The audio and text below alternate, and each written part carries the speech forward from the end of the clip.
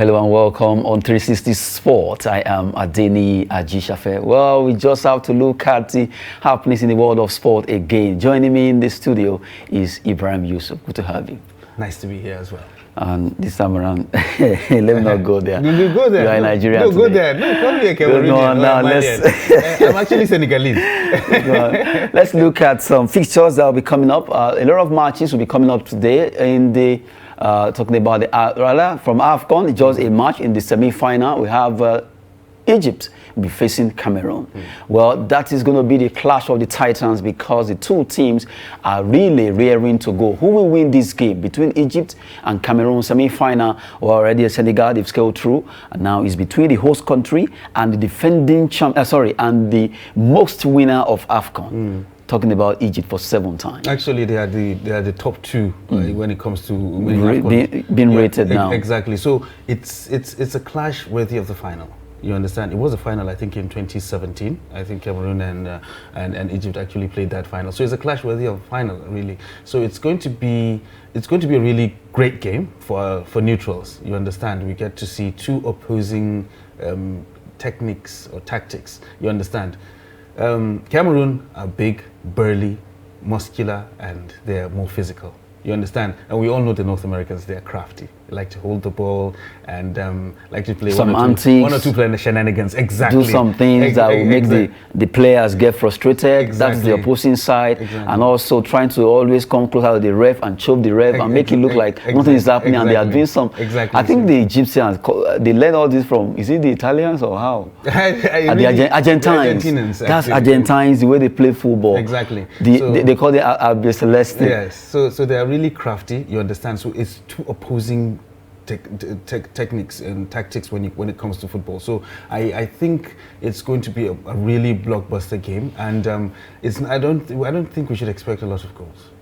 So craftiness versus strength. Exactly. That is Cameroon versus Egypt that will be coming up today. Well, that match, a lot of the Cameroonians, news reaching us is that they are afraid that these Egyptians, I hope they are looking at us, they just have to fall. Yes. They just want to win that game. And you know, just like we spoke about, the Egyptians, they came in under the radar. You know, once they lost their first game to Nigeria, everybody stopped looking at them.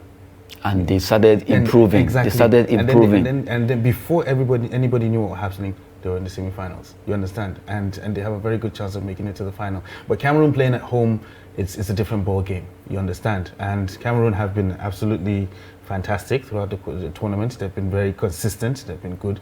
They've been able to maximize their chances that they got and use their strength to their own advantage. So I think it was really going to be a great game, and we hope as neutrals that it's going to give us exactly what we want. Egypt versus Cameroon will be coming up. Who will win this game? It's just a match that Cameroonians can't wait. They just want to see their team getting domitable enough against the Pharaohs of Egypt. They want to win this game. They are the hosting nation, but Egyptians, we know how crafty they can be. After losing the first match against Nigeria, since that time, Egypt are really up their game and they are doing well. Now they've gone to semi-finals. They wouldn't want to drop the pedal now. They want to scale through at the expense of Cameroon. Cameroonians, to being the host country, wants to be there so that the noise and all the boisterous support from the fans can continue. Let's wait and see what's going to happen between the two teams. Who will be facing Senegal in the final and who will be facing Burkina Faso in the 3rd place on Saturday. We've been looking at the AFCON fixtures that will be coming up today over there in Cameroon. Now let's move away from AFCON. Let's talk about some matches that was played that will actually be coming up also in the Spanish Copa del Rey. Matches will be coming up today between Real Sociedad and Real Betis, and you have Atletico Bilbao versus Real Madrid. What a match between Bilbao and Madrid. Yes, well, actually, when you look at the teams up there, it's actually like a La Liga fixture. You know, all of them are teams in the first division, and of course, Athletic Bilbao and Real Madrid, that jumps at you, and it's a very good opportunity for Bilbao, you know, to have a very good cup run. They had a cup run, I think it was the last season or 2 seasons ago, had a very good cup run, and maybe they might feel that they can be able to do it again this season again against Real Madrid. Well, I look at Real Madrid having that the strength They're very mind to go at least and win. Most of they've really done well this season, where you have Benzema, all the players coming together, Vinicius Junior and Ancelotti has really shown his class that, yes, I have experience when it comes to coaching and I'm doing well. You look at that team, Atletico Bilbao just have to up their game if they are to have anything against Real Madrid tonight. Yes, if they are to come away with anything, really, they have to play at a very, very high level, because just like you said, Real Madrid have been very good this season. Most of their players have stepped up, you know. Before the beginning of the season, we actually looked at them as a side that were aging, that they didn't have a replacement policy, and their recruitment has been shoddy in recent years. But with the coming of Ancelotti, was able to make them a very, very strong unit, you know. Somebody was saying that it wasn't Real Madrid that had been fantastic, it was the other teams that were playing poorly, but still, when you look at their performances on an individual basis, look at the players that have actually stepped up, especially Karim Benzema.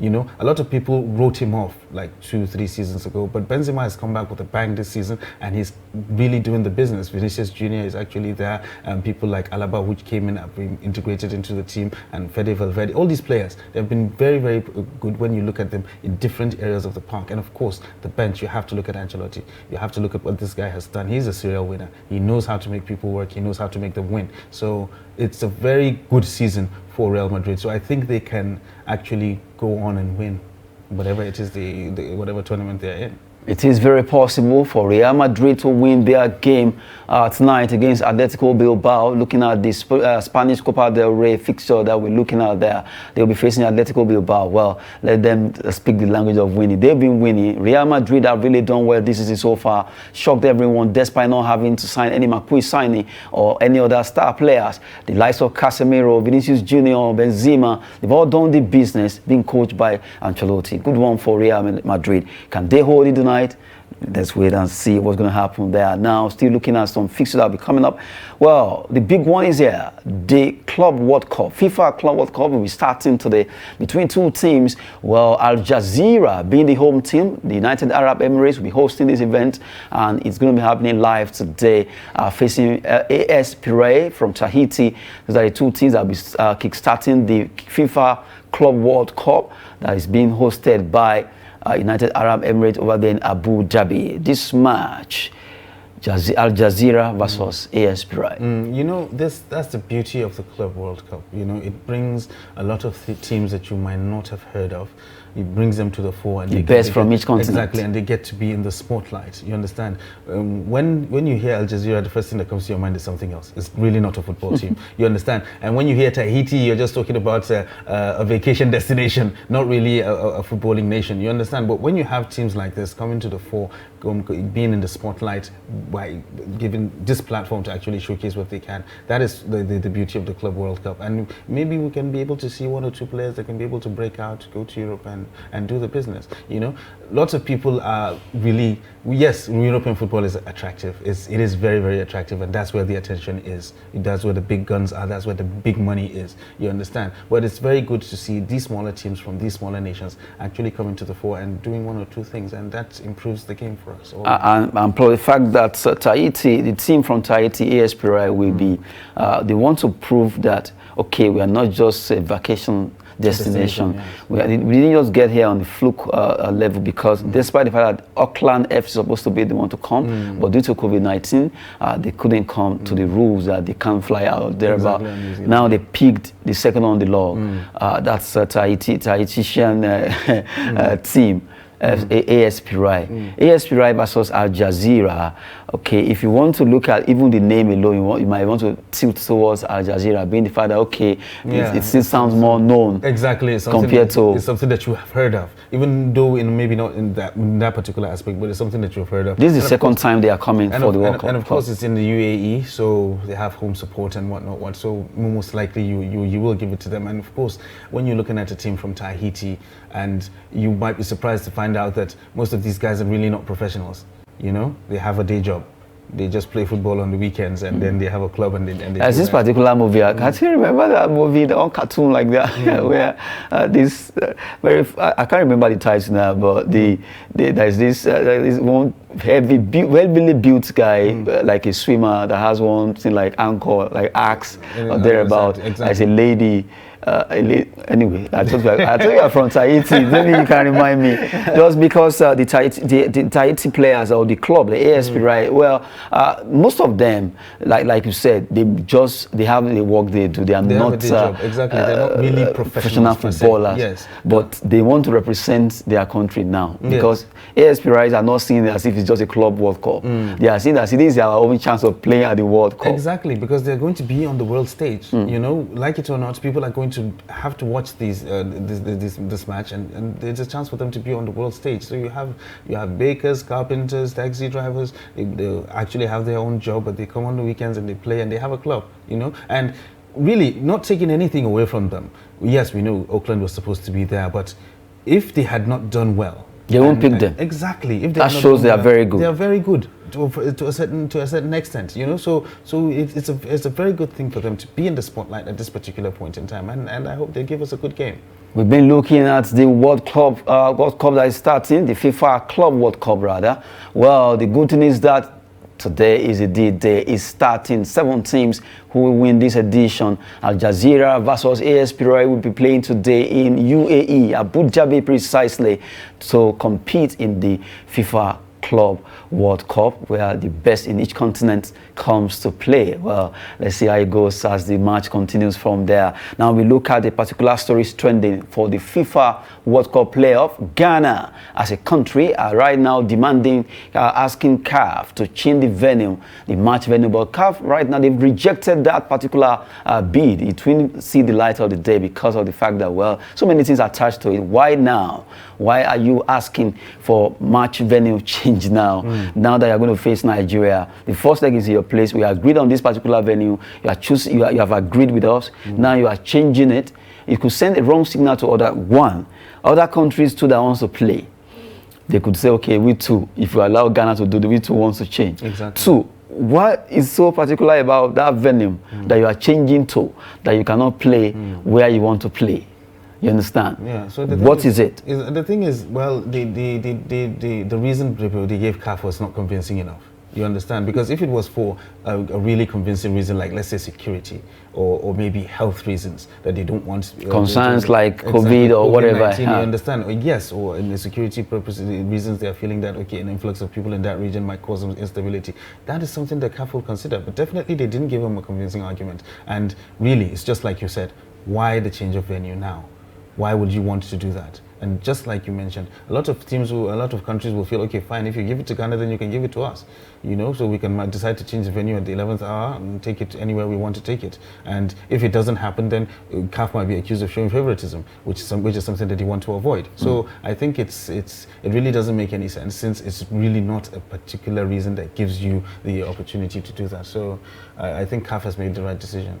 And coupled with the fact that after their ouster from AFCON, if you recall, the issue of juju or no juju, you know, the news came out that they saw some of the players bringing some spiritualists into their camp, and also seen one of the players chanting incantation, all that. Well, most of the players are saying, okay, they won't come for the match between them and Nigeria. That's between Ghana and Nigeria. Some of the Ghanaian players, the Black Stars, are saying, no, if we don't flush out this attitude of going African metaphysical power thereabout, they won't come. Now that they want to change the venue, you know, being the fact that CAF rather, they knows about this particular news, and they know that, okay, why are you changing venue now? Is it the juju thing? Well, at a particular point in time, the Albanian national team, before they played the match, they sacrificed a goat in the stadium.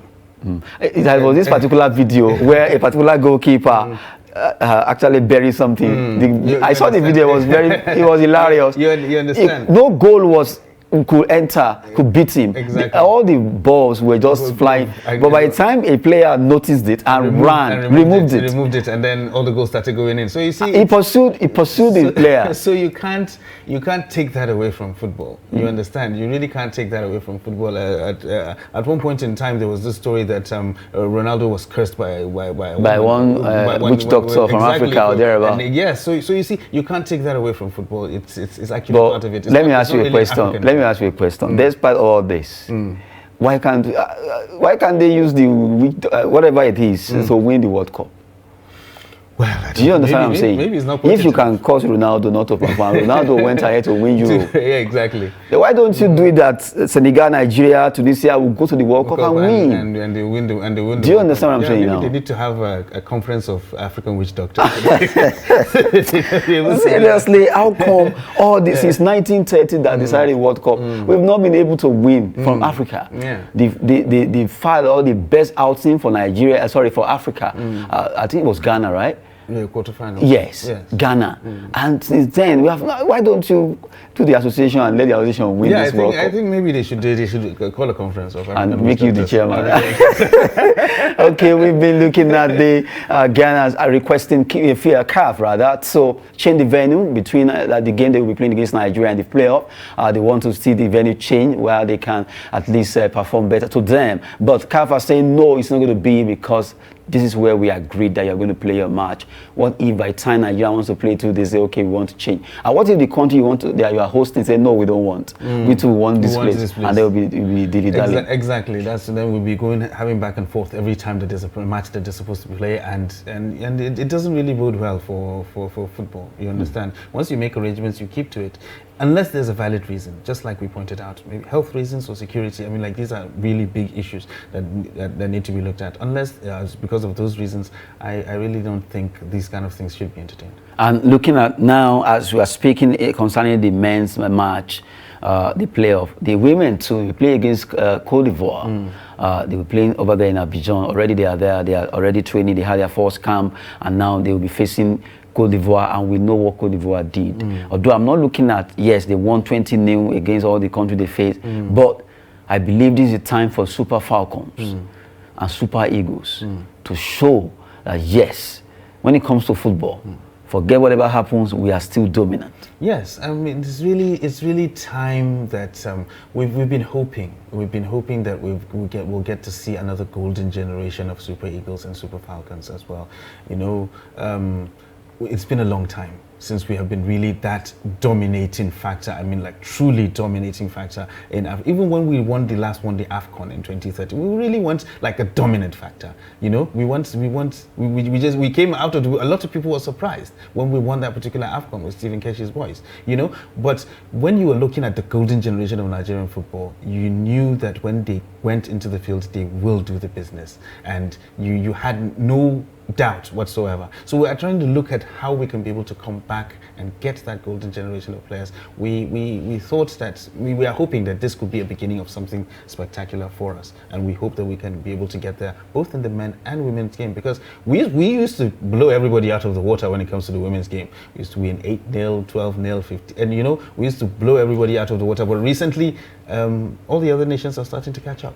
You know, so it's something that we really need to look at, and we're hoping as football fans of Nigeria that we can be able to get back to those levels. Looking at Nigerian prowess, the Super Falcons and Super Eagles of Nigeria, they have an uphill task to play against the Cote d'Ivoire and Lady Elephant, and also not forgetting the fact that Nigeria will be facing Ghana, the Black Stars, in the FIFA playoff qualifier. Well, CAF, right now, they've rejected the bid of Ghana to change the venue of the match against Nigeria. They'll be hosting us first, and hopefully we can win there and also come to Nigeria and do the business of winning. Well, the under-22 will be facing the Cameroonians. It was a draw that is goalless. It was goalless in the first leg in Cameroon, and now they'll be coming to Nigeria. We'll be facing them too, the under-20 Falconet. A lot of 3 matches that Nigeria will be facing, under-20, the Super Falcon and also the Super Eagles. Hopefully, we want to see them performing well in all these matches for us to qualify for Costa Rica and also qualify for the World Cup for the women, and also for the men. We want to be at Qatar 2022. Now, there's a particular story that came out. We said earlier that FIFA Club World Cup will be starting today between Al Jazeera and AS Pirae, but a particular technology will be coming up. They said they will be showcasing it. FIFA really rolled it out. Robotic referee. Robotic referee will be used at Club World Cup, according to FIFA. how will this operate? The news actually reaching out is that these robots, they have in tandem with some camera that will be attached to the ceiling of the stadium, they can perform their duties and also read the players with their skeleton infused into the brain of this robot, and they run around to do this. Well, a lot of people are waiting to see what will this skeleton do. Well, sorry, the robot rather. What will this robot referee do? Can they be as accurate as, well, even the humans are still making mistakes. Well, as it is, they have a lot of wires in their body for them to refer a game. VAR came. Now we are seeing VAR and all the things that actually follow VAR. Can this robotic referee perform the duty of man? Or are they going to take the job of a man? See, the problem is, yes, they want to eliminate a lot of mistakes in football. They want to do this. They want to make things a lot accurate because, you know, there's a lot of money when it comes to things like this, and they want to make sure that things happen the way they are.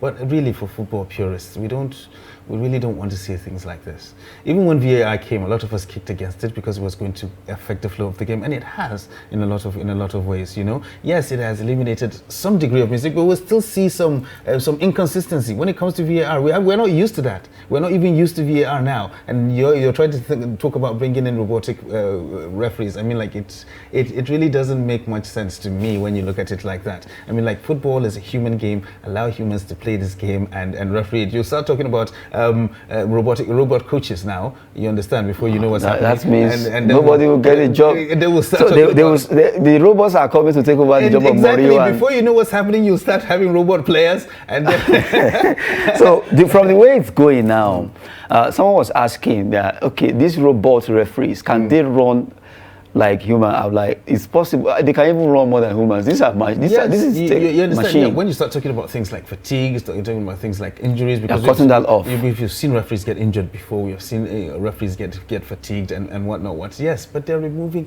the human element is going out of it. You know, even with the coming of goal line technology. At one point, exactly. At one point, a lot of people kicked against goal line technology because they felt that it was something that was going to ruin the game. You know, goal line technology came, everybody hailed it. It was fine because it's actually instant. You know, the goal goes in, the referee knows. If it doesn't go in, the referee knows. Then VAR, we stop the game, we check for 10, 15 minutes, then we come back and we make a decision that you hardly can explain. Look at that Brazilian game. They had twice. Alisson was penalized twice. Exactly. Twice it was cancelled. Exactly. After checking the VAR. After checking the VAR, it stops the game. It brings a lot of problems and the delays and whatnot. During the Euros, we saw a situation whereby VAR was used almost instantly. You know, these delays were actually knocked out when it came. I don't know why we have not moved on from that. We still have checks that last 10, 15 minutes. Even the game against yesterday's game against when Senegal played Burkina Faso. It was this lengthy. After the delay for the injury, it was then they had to go and do another lengthy check to confirm whether it was a penalty or not. Meanwhile, the problem lies with the fact that no matter how the VAR is accurate or whatever it shows, it's still human being that will read and give final answer. Exactly. VAR won't talk because still the referee has to go check it, consult with the VAR, and then at the end of the day, he will use his own discretion, his own human discretion, to actually make those decisions. You know, either to give the goal or give a penalty or give a red card. You know that. So that's how it is. So we haven't finished dealing with VAR. We haven't finished getting used to VAR. Now you're bringing robots. I wish they can get that robot to come and deal with you here. Well, we've been looking at robots referee taking over. Well, according to FIFA, they want to execute that. They want to see how that can actually happen at the FIFA Club World Cup. Let's wait and see how these robots will perform. Let's see if they can really perform the duty of humans, or even better, or maybe we can see some errors. Well, we've done a lot of talking sport on 360 Sport on Trust TV with Ibrahim Yusuf. Good to have you. Always nice to be here. Always nice to be here talking sport. Well, it's time to go now. I am Adeni Ajishafe. Keep doing sport. It's fitness and business. Thanks for watching.